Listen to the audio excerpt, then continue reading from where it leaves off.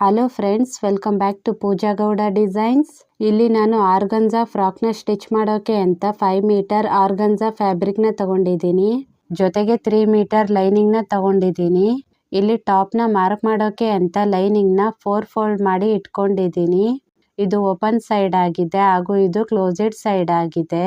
ಇಲ್ಲಿ ಟಾಪ್ ಲೆಂತ್ನ 14.5 ಇಂಚ್ಗೆ ತಗೊಂಡಿದ್ದೀನಿ. ಶೋಲ್ಡರ್ನ 7 ಇಂಚ್ಗೆ ಮಾರ್ಕ್ ಮಾಡ್ಕೋತೀನಿ. ಆರ್ಮೋಲ್ನ ಕೂಡ 7 ಇಂಚ್ಗೆ ಮಾರ್ಕ್ ಮಾಡಿ ಗೆರೆ ಎಳೆದು ಸೇರಿಸ್ಕೋತೀನಿ.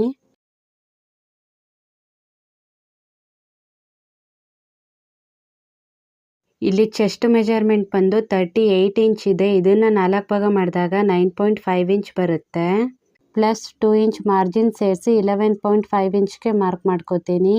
ಇಲ್ಲಿ ವೆಸ್ಟ್ ಮೆಜರ್ಮೆಂಟ್ ಬಂದು 30 ಇಂಚ್ ಇದೆ. ಇದನ್ನ 4 ಭಾಗ ಮಾಡಿದಾಗ 7.5 ಇಂಚ್ ಬರುತ್ತೆ. ಪ್ಲಸ್ 2 ಇಂಚ್ ಮಾರ್ಜಿನ್ ಸೇರಿಸಿ 9.5 ಇಂಚ್ಗೆ ಮಾರ್ಕ್ ಮಾಡ್ಕೋತೀನಿ. ಇಲ್ಲಿ ಆರ್ಮೋಲ್ ಶೇಪ್ನ ತೆಗಿಯೋಕೆ ಅಂತ 1 ಇಂಚ್ಗೆ ಮಾರ್ಕ್ ಮಾಡ್ಕೋತೀನಿ. ಇಲ್ಲಿ ಆರ್ಮೋಲ್ ಲೆಂತ್ನ ಅರ್ಧ ಮಾಡಿದಾಗ 3.5 ಇಂಚ್ ಬರುತ್ತೆ. ಮಾರ್ಕ್ ಮಾಡಿ ಇಲ್ಲಿಂದ ಆರ್ಮೋಲ್ ಶೇಪ್ನ ಕೊಟ್ಕೋತೀನಿ.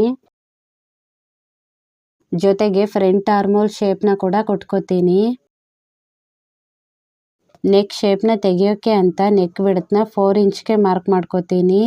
ನೆಕ್ ಡೀಪ್ನ 4 ಇಂಚ್ಗೆ ಮಾರ್ಕ್ ಮಾಡಿ ಗೆರೆ ಎಳೆದು ಸೇರಿಸ್ಕೋತೀನಿ. ಇದು ಫ್ರಂಟ್ ನೆಕ್ ಆಗಿರುತ್ತೆ. ಬ್ಯಾಕ್ ನೆಕ್ನ 3 ಇಂಚ್ಗೆ ಮಾರ್ಕ್ ಮಾಡಿ ಗೆರೆ ಎಳೆದು ಸೇರಿಸ್ಕೋತೀನಿ. ಇವಾಗ ನೆಕ್ ಶೇಪ್ನ ಕೊಟ್ಕೋತೀನಿ. ಫ್ರಂಟ್ ನೆಕ್ ಶೇಪ್ನ ಕೂಡ ಕೊಟ್ಕೋತೀನಿ.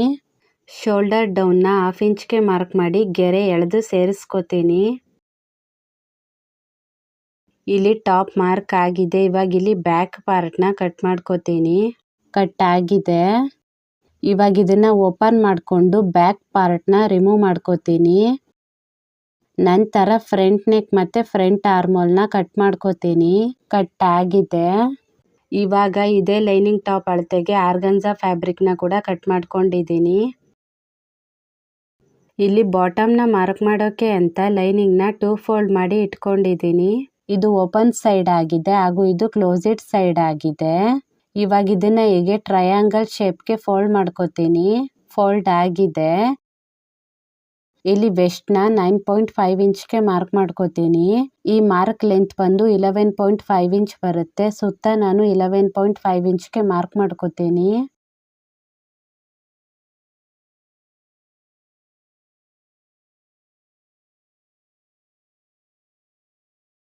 ಮಾರ್ಕ್ ಆಗಿದೆ. ಈ ಮಾರ್ಕ್ನ ನಾನು ಮೆಜರ್ ಮಾಡಿ ನೋಡಿದಾಗ 9.5 ಇಂಚ್ ಬಂದಿದೆ. ಇಲ್ಲಿ ಬಾಟಮ್ ಲೆಂತ್ನ 29 ಇಂಚ್ಗೆ ಮಾರ್ಕ್ ಮಾಡ್ಕೋತೀನಿ. ಆರ್ಗನ್ಜಾ ಬಾಟಮ್ ಲೆಂತ್ ಬಂದು 30 ಇಂಚ್ ಇದೆ. ಇದು ಲೈನಿಂಗ್ ಆಗಿರೋದ್ರಿಂದ 29 ಇಂಚ್ಗೆ ಮಾರ್ಕ್ ಮಾಡ್ಕೋತೀನಿ.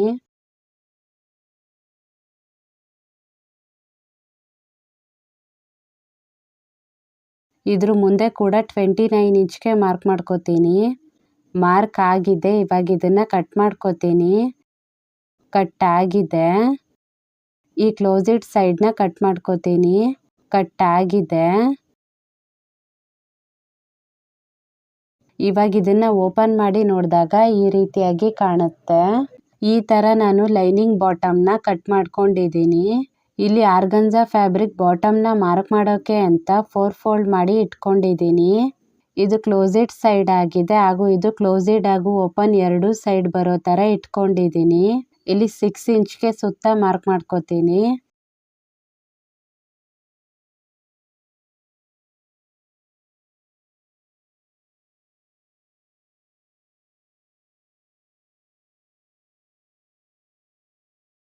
ನಂತರ ಬಾಟಮ್ ಲೆಂತ್ನ 22 ಇಂಚ್ಗೆ ಮಾರ್ಕ್ ಮಾಡ್ಕೋತೀನಿ.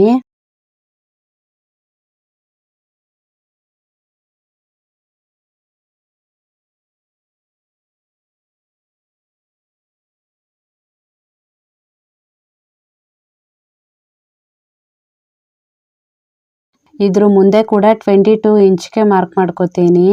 ಮಾರ್ಕ್ ಆಗಿದೆ. ಇವಾಗ ಇದನ್ನ ಕಟ್ ಮಾಡ್ಕೋತೀನಿ. ಕಟ್ ಆಗಿದೆ. ಈ ಎಕ್ಸ್ಟ್ರಾ ಬಟ್ಟೆಲಿ ಫ್ರಿಲ್ನ ಕಟ್ ಮಾಡ್ಕೋತೀನಿ. ಈ ತರ ನಾನು ಆರ್ಗನ್ಜಾ ಬಾಟಮ್ನ ಕಟ್ ಮಾಡ್ಕೊಂಡಿದ್ದೀನಿ. ನಂತರ ಫ್ರಿಲ್ನ ಕಟ್ ಮಾಡೋಕೆ ಅಂತ ಈ ಎಕ್ಸ್ಟ್ರಾ ಆರ್ಗನ್ಜಾ ಫ್ಯಾಬ್ರಿಕ್ನ ಇಟ್ಕೊಂಡಿದ್ದೀನಿ. ಇದು ಕ್ಲೋಸೆಟ್ ಸೈಡ್ ಆಗಿದೆ ಹಾಗೂ ಇದು ಓಪನ್ ಸೈಡ್ ಆಗಿದೆ. ಇಲ್ಲಿ ಫ್ರಿಲ್ ಲೆಂತ್ನ 8 ಇಂಚ್ಗೆ ತಗೋತೀನಿ. ಇದನ್ನ ಡಬಲ್ ಫೋಲ್ಡ್ ಮಾಡಿದಾಗ 16 ಇಂಚ್ ಬರುತ್ತೆ. ಈ ಆರ್ಗನ್ಸಾ ಫ್ಯಾಬ್ರಿಕ್ನ ಹೀಗೆ ಸೆಂಟರ್ಗೆ ಫೋಲ್ಡ್ ಮಾಡಿಕೊಂಡು ಹೀಗೆ ಮೇಲೆ ಮತ್ತೆ ಕೆಳಗಡೆ ಕಟ್ ಮಾಡ್ಕೋತೀನಿ.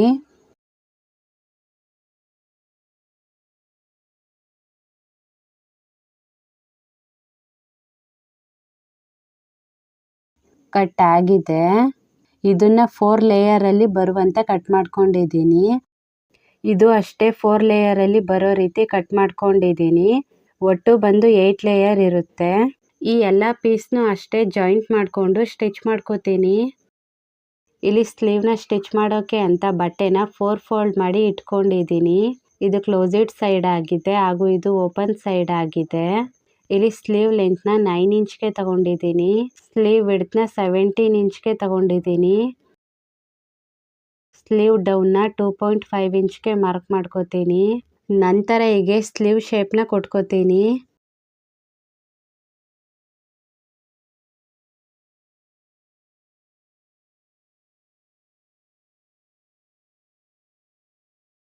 ಇಲ್ಲಿ ಸ್ಲೀವ್ ಮಾರ್ಕ್ ಆಗಿದೆ. ಇವಾಗ ಇದನ್ನ ಕಟ್ ಮಾಡ್ಕೋತೀನಿ. ಕಟ್ ಆಗಿದೆ. ಇವಾಗ ಇದನ್ನ ಓಪನ್ ಮಾಡಿಕೊಂಡು ಸ್ಲೀವ್ ಬಾಟಮ್ನ ಡಬಲ್ ಫೋಲ್ಡ್ ಮಾಡಿ ಸ್ಟಿಚ್ ಮಾಡ್ಕೋತೀನಿ.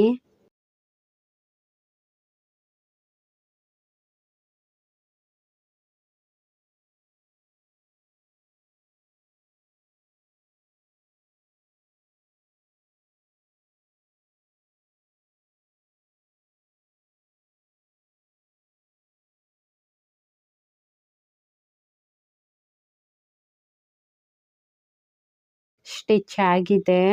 ನಂತರ ನಾನಿಲ್ಲಿ 5 ಇಂಚ್ಗೆ ಮಾರ್ಕ್ ಮಾಡ್ಕೋತೀನಿ. ಇಲ್ಲಿ ಈ 5 ಇಂಚ್ ಬಿಟ್ಟು ಫ್ರಿಲ್ನ ಮಾಡ್ಕೊತಾ ಹೋಗ್ತೀನಿ. ಇಲ್ಲಿ 1/2 ಇಂಚ್ ಬರೋ ರೀತಿ ಫ್ರಿಲ್ನ ಮಾಡ್ಕೋತೀನಿ.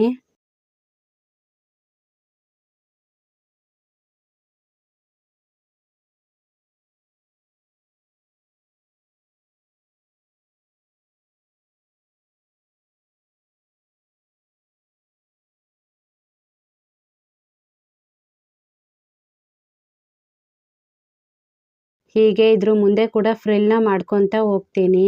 ಇಲ್ಲಿ ಫ್ರಿಲ್ ಮಾಡ್ಕೊಂಡಿದ್ದೀನಿ. ಇವಾಗ ಇದನ್ನ ಸ್ಟಿಚ್ ಮಾಡ್ಕೋತೀನಿ.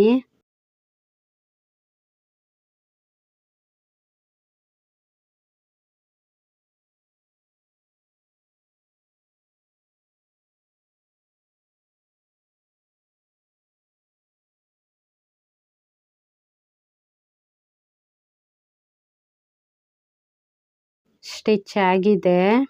ಈ ಪಿನ್ ರಿಮೂವ್ ಮಾಡ್ಕೋತೀನಿ.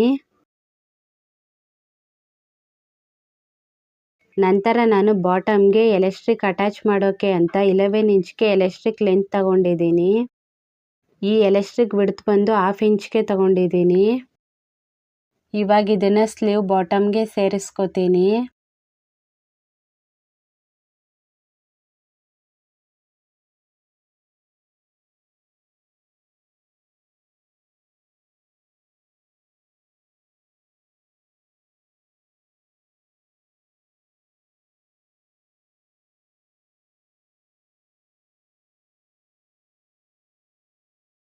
ನಂತರ ಸ್ಲೀವ್ ಎಡ್ಜ್ನ ಎರಡೂ ಕಡೆ ಕೂಡ ಸ್ಟಿಚ್ ಮಾಡ್ಕೋತೀನಿ.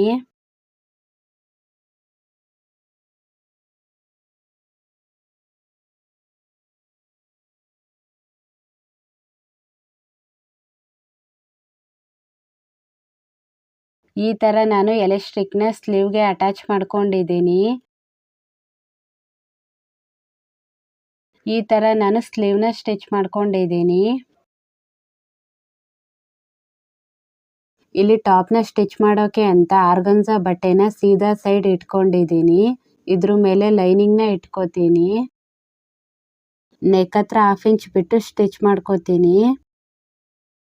ಸ್ಟಿಚ್ ಆಗಿದೆ. ಇವಾಗ ನೆಕ್ ಹತ್ರ ಸಣ್ಣ ಸಣ್ಣದಾಗಿ ಕಟ್ ಮಾಡ್ಕೋತೀನಿ.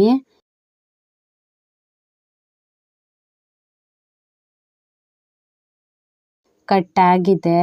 ಇದನ್ನ ಹೀಗೆ ಪಲ್ಟಾಯಿಸ್ಕೋತೀನಿ.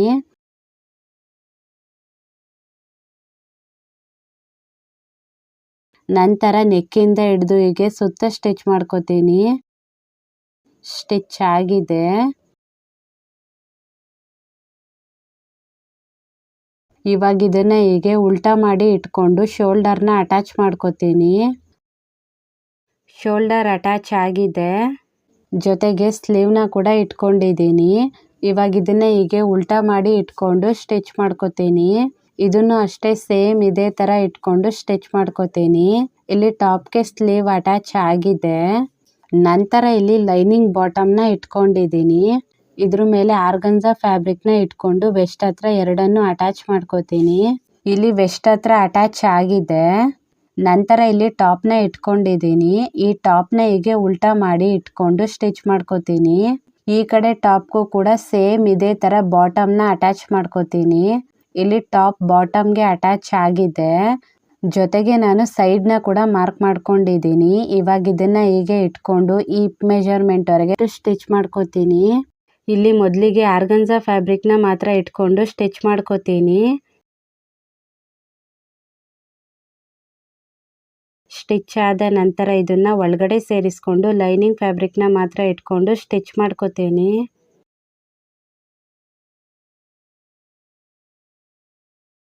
ಈ ಕಡೆ ಕೂಡ ಸೇಮ್ ಇದೇ ತರ ಸ್ಟಿಚ್ ಮಾಡ್ಕೋತೀನಿ. ನಂತರ ಲೈನಿಂಗ್ ಬಾಟಮ್ನ ಡಬಲ್ ಫೋಲ್ಡ್ ಮಾಡಿ ಸುತ್ತ ಸ್ಟಿಚ್ ಮಾಡ್ಕೋತೀನಿ. ಆಮೇಲೆ ಆರ್ಗನ್ಜಾ ಫ್ಯಾಬ್ರಿಕ್ನ ಕೂಡ ಡಬಲ್ ಫೋಲ್ಡ್ ಮಾಡಿ ಸ್ಟಿಚ್ ಮಾಡ್ಕೋತೀನಿ. ಇವಾಗ ಇಲ್ಲಿ ಸೈಡ್ ಸ್ಟಿಚ್ ಆಗಿದೆ. ಜೊತೆಗೆ ಬಾಟಮ್ಗಳು ಕೂಡ ಸ್ಟಿಚ್ ಆಗಿದೆ. ನಂತರ ಇಲ್ಲಿಂದ ಮುಂದೆ ಫ್ರಿಲ್ನ ಮಾಡಿ ಅಟ್ಯಾಚ್ ಮಾಡ್ಕೋತೀನಿ. ಇಲ್ಲಿ ಫ್ರಿಲ್ನ ಮಾಡೋಕೆ ಅಂತ ಕಟ್ ಮಾಡಿರೋ ಪೀಸ್ನ ಇಟ್ಕೊಂಡಿದ್ದೀನಿ.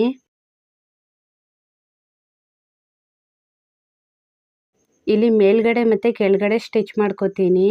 ಈ ಎಲ್ಲ ಪೀಸ್ನು ಅಷ್ಟೇ ಜಾಯಿಂಟ್ ಮಾಡಿಕೊಂಡು ಸ್ಟಿಚ್ ಮಾಡ್ಕೋತೀನಿ. ಇಲ್ಲಿ ಫ್ರಿಲ್ ಮೇಲೆ ಮತ್ತೆ ಕೆಳಗಡೆ ಸ್ಟಿಚ್ ಆಗಿದೆ. ನಂತರ ನಾನು ಹೀಗೆ 1/2 ಇಂಚ್ ಬರೋ ರೀತಿ ಫ್ರಿಲ್ನ ಬಾಟಮ್ಗೆ ಮಾಡ್ಕೋತೀನಿ.